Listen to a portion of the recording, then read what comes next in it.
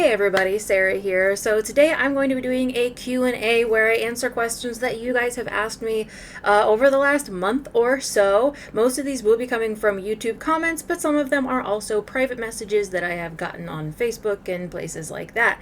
Before we jump in though, I want to thank all of the members on our channel who have helped make everything possible. It is because of your financial contribution to this channel that I'm able to do everything that I'm able to do here and that I'm actually able to continue to make videos for you. So thank you all so much for being here. If anybody else would like to join members, you are welcome to click the button down below next to the subscribe button. We have two membership tiers right now. The first one is the Neonates tier, which gets you your membership badges and you get your own video every single week for members only. And the second tier is called the Well Started tier, where you guys get to name snakes that I either hatch or keep or sell or whatever. And so if you'd like to see, there's also some other things. If you'd like to see what those are, just please click that button down below. Quick thank you to Reptilinks, of course, for helping to support this channel as well. If you would like to try Reptilinks, they have a $100 money back guarantee. You can use my code SarahSnake27 at checkout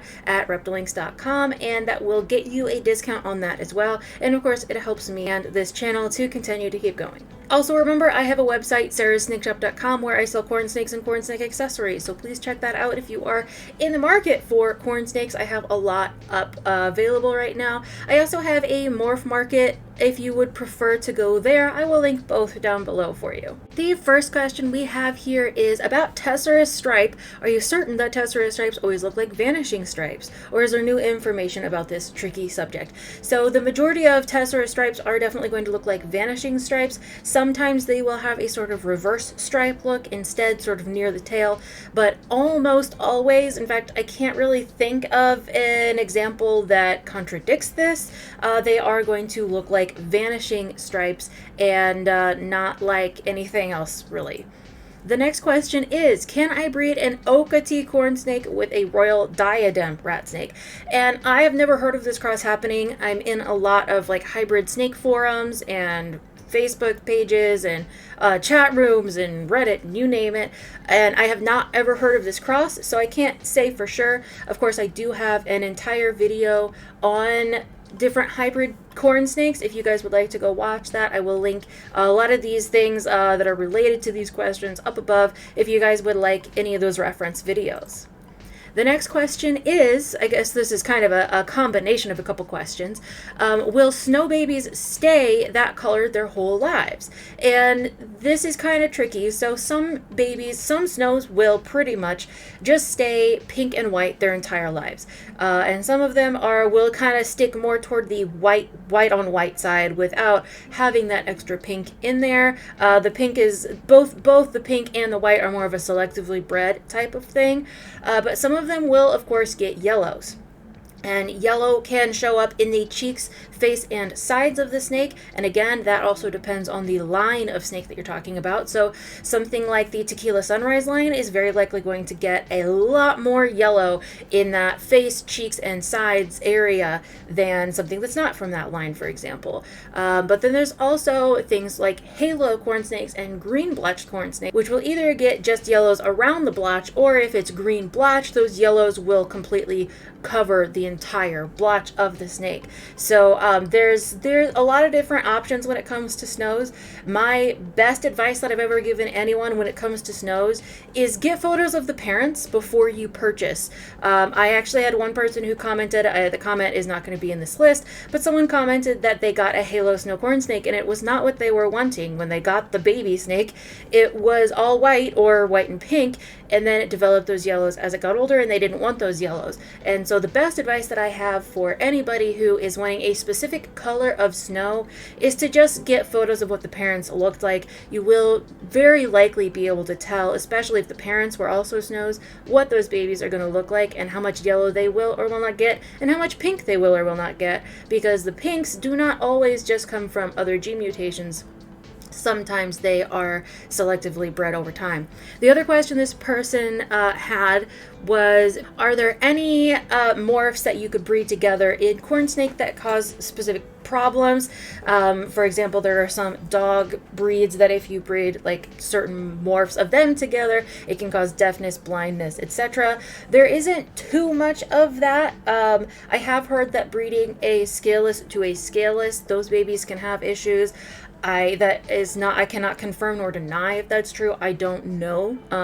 I've also heard that if you breed palmetto to palmetto, there's a chance that the big eyes will be more of an issue, but then again, I don't really think that breeding palmetto to palmetto is going to necessarily increase or decrease those odds. I think that more depends on if one of the parents also has those big eyes. There isn't anything like specifically that I can pinpoint that's exactly like this. There are things like this in other species of snakes, so there's like spider and ball pythons, and there's motley and boa constrictors, and in those species, those morphs can cause problems. You cannot have a super motley boa constrictor, even though motley is incomplete dominant. Super motleys almost always die. They don't make it. And then in ball pythons, it's similar with breeding spider to spider. I'm not an expert on the morphs of other snakes, but just kind of giving you an idea. We don't have anything specifically like that in corn snakes. There are, of course, some mutations that are problems, such as stargazer, which has been mostly bred out of the hobby. I'm not going to go into all of the ailments that snakes can have genetically, but that's a whole other video. I might make that video if you guys want it. Just let me know. The next question we have is, what would be the most pure red corn snakes as adults? They said they were looking at Cayennes and wondering if there's something that produces even more bright reds than that. Cayennes are going to definitely be red, but the cherry mutation is actually probably going to be the most red. I think that if you were looking for something that's going to be like red, if you could get like a cherry blood red stripe, that would be probably the most red you could possibly get, especially if it was super cherry. And of course, any of the other red modifying mutations that were added in there. So if you had a red coat, red factor, well, let's just say red coat plus coral. I don't want to, because cherry is also a red factor mutation. So if you had cherry, especially if it was a super cherry, and you also had like super coral, and then you also had red coat, and you also had blood red, that would all equate to having a very, very red snake. I think Don Soderberg is the only one that I know of who is currently breeding like all of those things. So he would probably be the one to go to if you wanted something like that. The next question is, I was told my snake is a coral ghost. What exactly is that? I know what ghost is, but don't know what coral is. I have a whole video on coral versus strawberry, and then I have another video on like coral versus red coat, because coral is a type of red factor. So red factor and red coat get mixed up for each other a lot. Essentially, what coral is, it is a generic term for any red factor mutation that is not cherry. So I mentioned that there's red factor, and then underneath this sort of red factor umbrella, what red factor does is it enhances the reds. It makes all of the reds brighter throughout the body of the snake. So even snakes that would not normally have pinks or reds will get pinks or reds with red factor. It's not that way with red coat, but it is that way with red factor mutations. And so we have multiple different strains of red factor just out there. Some of them have been isolated, some of them have not. Cherry is the only one that we know of for sure that has been isolated. And so cherry and coral are kind of the two separate red factor mutations that we have. Kind of like how we have two anerythristic type mutations, one we actually call anery and one that we call charcoal, same kind of similar thing. So basically, coral is a red enhancing mutation that just adds pinks to pretty much whatever you mix it with. And this is the last question, saying, I haven't been able to find any information on specters and heliconias. Do you have any information on this mutation, or is it selectively bred? Whatever. Obviously, I'm paraphrasing. So, specter originated from the Naples hypo that Kathy Love found in Naples. It was a female hypo that looked a little bit different from your average hypo type, and it was bred into a ghost line. The progeny from that created what we call of the Spectre line of ghost corn snakes. And they had a very olive tone to their saddles, which I personally believe was actually green bletched being in the line, especially now that we've been mixing it with amelanistic. We see a lot of halo and green bletched going on in that line. So my opinion is that those olive toned saddles was actually like a green blotched ghost, and usually their borders remained very thick, and that's really uncommon for hypomelanistic types in corn snakes, because hypotype A, strawberry, and Christmas, they all reduce the size of the borders, as well as a few other mutations. There's very few hypomelanistic mutations that don't reduce the size of the borders,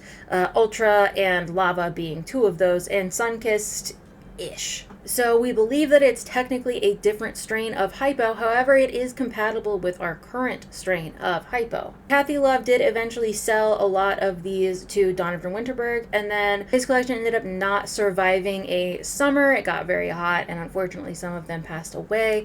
So the very few that were left were kind of dispersed, and most people actually started breeding them into coral snow and coral ghost lines, and that is where we get the heliconias. It's really hard to find an original line Spectre now that has not been outcrossed into coral. They're probably out there, but I'm not 100% sure who might have them or what might happen to them. My opinion, just based on everything, is that the hypo that created it is probably a different strain of hypo that just happened to be compatible with our typical hypomelanistic type A, which would mean there is another hypo type out there that is allelic to our hypotype A, such as strawberry. Strawberry is another one, and Christmas, if Christmas is a mutation, that's another whole video. Again, Christmas is a weird one, but that would mean that it would be allelic to and possibly even dominant to our typical hypotype, because when that hypo was bred into a regular ghost line, those thick borders were still able to stay, and not only that, they were a lot darker than what we see in our typical hypomelanistics.